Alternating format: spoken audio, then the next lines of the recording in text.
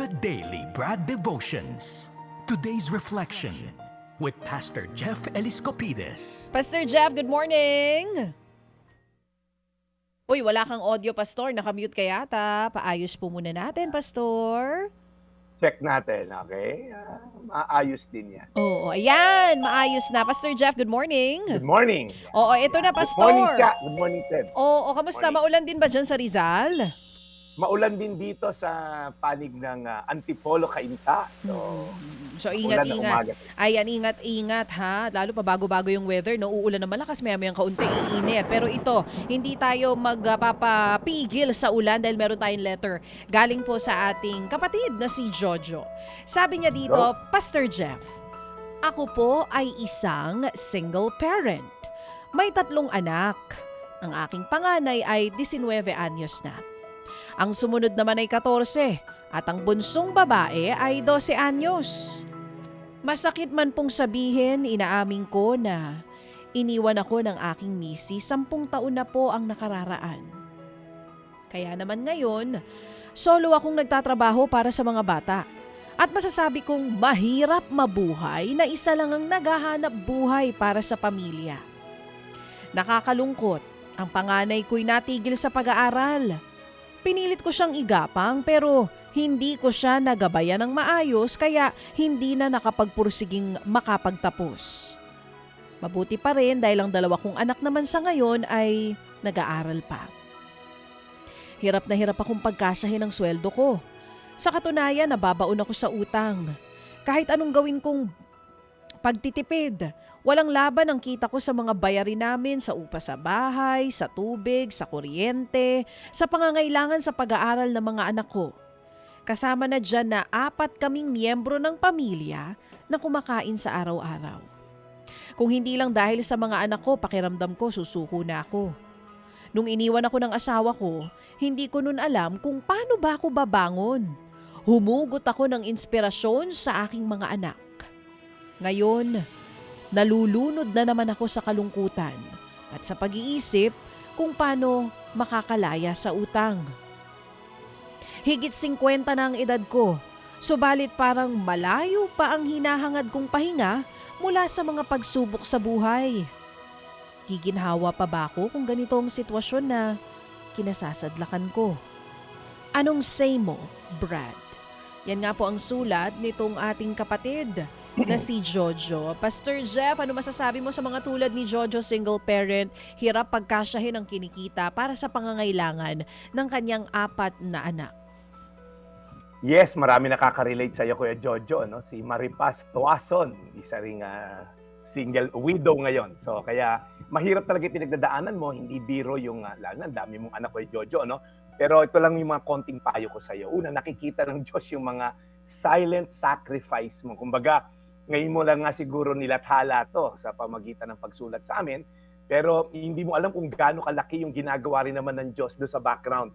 The fact that you're alive, you have the strength para buhayin yung anak mo, nagsasakripisyo, alam ko na alam ng Diyos ang pinagdadaanan mo. In fact, sabi nga niya, the Lord is close to the brokenhearted. Malapit daw siya sa mga taong tumatangis sa hirap at taong mga umaasa sa Kanya. Pangalawa ko, Jojo, you are not your debt. Ibig sabihin, hindi ka madidefine ng sitwasyon mo ngayon. Yung utang mo, anak ka pa rin ng Diyos. Huwag mong hayaang tukuyin ng kakulangan yung pagkatao mo. Kumaga, kahit na ikaw ay baon sa utang, pero ikaw naman ay may integridad, hindi ka nagnanakaw, di ba? Hindi ka gumagawa ng illegal at immoral para makapag-provide sa anak mo. Ibig sabihin, nilalaban mo. Sabi sa Filipos 4:19, at dahil kayo'y na kay Kristo Jesus, ibibigay niya sa inyo ng aking Diyos, sabi, ang lahat ng inyong pangangailangan mula sa kasaganaan ng kayamanan niya. Now, bakit pastor hindi pa rin na provide yung mga pangailangan ko? Well, ito yung premise, Kuya Jojo, no? At dahil kayo'y na kay Kristo. I think any loving parent, ako po, magulang din, si Chacha, si Ted, mga magulang, pagka po nangailangan talagang kahit hindi na nga tayo kumain, mapakain lang yung mga anak natin, inilalaban natin yan, Kuya Jojo. Kaya kapit lang, patuloy tayong kumapit kay Kristo. Hindi mo kailangan kayanin mag-isa, lumapit ka sa Kanya araw-araw, bawat araw na lumilipas, kasama mo ang Diyos. Live by hope, not by history. Isang payo ko ulit. mahirap ang sitwasyon mo, oo, pero tandaan mo, kailangan mong magtagumpay, kailangan mo ipagpatuloy kasi maraming umaasa sa iyo. At I'm sure kung makahanap ka ng komunidad, baka may malapit sa iyong simbahan, may malapit sa iyong civic organization, I think pag nagboluntaryo ka, tumulong ka, the Lord will continually bless you. So, kumbaga lawakan mo yung circle of family mo, Kuya Jojo. At as I end, ang haligi ng tahanan ay hindi yung perpektong ama, Kuya Jojo, kundi yung ama na kahit sugatan, patuloy pa rin lumalaban. Yan ang dasal ko sa iyo, Kuya Jojo, na ikaw ay patuloy na umasa sa Diyos, patuloy na lumaban, dahil ang Diyos hindi pababayaan ng mga taong umaasa sa Kanya. Amen?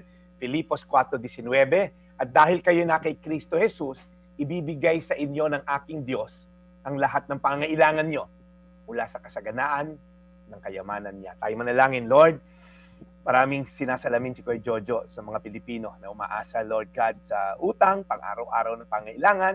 Pero alam ko, Lord, naniniwala ko ilalabas mo siya sa cycle of debt o yung mga utang na pambayad lang, uutang, pambayad sa utang ay utang din. Lord, ilalabas mo siya sa cycle na yan dahil bibigyan mo siya ng panibagong pag-asa. Ngayon nga na sumulat siya sa amin, nawa ay makatulong, Lord, ang mga salita mo, at hindi lang yung salita mo, yung aksyon na gagawin niya pagkatapos na to.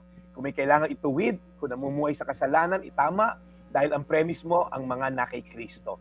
Yun ang pinakamahalaga. Sa pangalan ni Jesus, Amen. Amen. Salamat, Panginoon, muli sa napakagandang aral na amin napakinggan mula kay Brad Jeff. We continue to pray sa inyo pong pag-alaga at paggabay sa Kanya araw-araw sa Kanyang ginagawang pagmimisyon sa aming programa. In Jesus' name we pray. Amen. Salamat muli, Brad, and we pray sa lahat din po ng mga dinaanan nitong si Tino. Brad, Yes, oo nga. may mga lugar po na kahit papaano ay nakaligtas dito. Hindi ganun po katindi ang pinsala, pero may mga lugar po na mukhang ngayon lumalabas na, no, yung matinding epekto nito, lalo na Sa Cebu doon din, sa sa lakas ng ulan kung saan umapaw ang mga ilog at may mga subdivision na nalubog talaga sa mataas na tubig. At may putik pang kasama, Brad Jeff. Oo nga. Sa mga dumaraan po sa matinding pagsubok ngayon dulot ng bagyo na to, patuloy lang namin po kayong pagdarasal. Yun lang po yung mai-contribute ko sa inyo, and hopefully makarecover po na mas malalo madaling panahon. Amen. Amen. Okay, salamat na marami, Brad, and we'll catch you again tomorrow. Thank you, Brad. Maraming salamat, Brad, Ted, Junjun at Trina Galang. Thank you for watching. Ito po yung Daily Brad, your daily dose of inspiration. Thank you, and serving the people, Brad Jeff Eliscopides sa ating The Daily Brad. Mga kapatid, brothers and sisters, saan ka pa? Dito na tayo sa totoo. Dito na tayo sa True FM. Mga kapatid, mag-subscribe and follow po kayo sa social media accounts ng True Network PH. Yan po kami. Hanapin nyo lang True Network PH, Facebook, Instagram, YouTube, TikTok, and podcast. Mapa Apple or Spotify man yan, mahahanap nyo kami. Lahat ng mga napapanood at napapakinggan nyo po sa programa, nasa social media accounts namin yan. So, paano mga kapatid? See you sa social media! Dito tayo